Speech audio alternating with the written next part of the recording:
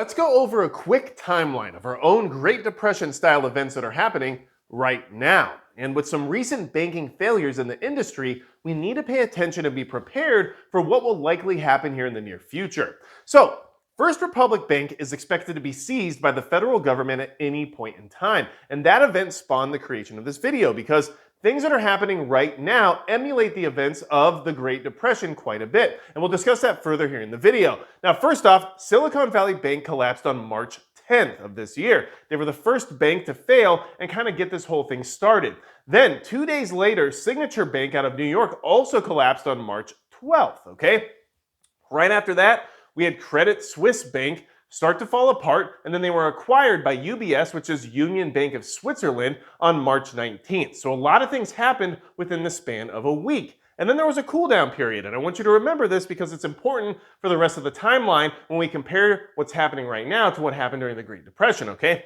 Now, just recently, Moody's Investor Services downgraded the credit rating of 11 banks, and these banks are from all different parts of the country. And this happened on April 21st, so about a month later. And those banks include US Bancorp, Zions Bancorp, Bank of Hawaii, Western Alliance, First Republic Bank, Associated Bancorp, Comerica Incorporated, First Hawaiian Incorporated, Intrust Financial Corp, Washington Federal Incorporated, and UMB Financial Corp. Okay, so that's 11 banks that all had their credit ratings downgraded just recently. All right, now First Republic Bank is on the edge of collapse, which is why the US government is going to intervene.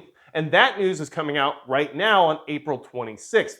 So a lot has happened within the course of a month. And that's exactly what was going on during the Great Depression. Now, really quickly, I need to mention that this channel's biggest supporter is Midway USA. Midway USA does a lot to help me better prepare myself for whatever might come during an economic collapse. So I appreciate what they do for me here on the channel, as well as in my personal life. Now, what happened during the Great Depression that emulates a lot of these bank failures that's going on right this second? Well, we had Caldwell and Company own the Bank of Tennessee, and their Nashville branch closed on November 7th of 1930, okay? Then on November 12th and November 17th, they also had to close other Caldwell affiliate banks. And this all started a lot of the things in motion for the Great Depression, right? Now, things calmed down for about, I don't know, like a month. Sound familiar? Well, after that month, we had Bank of the United States cease operations, and it was the fourth largest bank in New York City, and that happened on December 11th, okay? So, what does that sound like to you? Well, it sounds like a similar timeline that we're currently on, and these bank failures don't happen all at once. It takes a long time for these things to be set in motion, and a lot of things have to line up for things to continually collapse to the point of entering a Great Depression, right?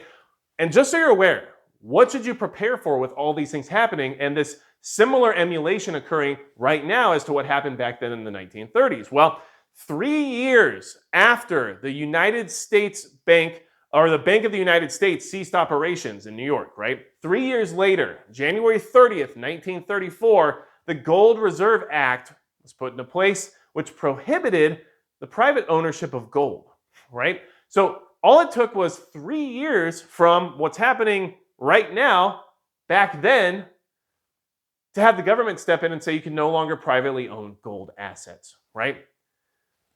How is that going to look here in the very near future, especially if we're only talking about 3 years?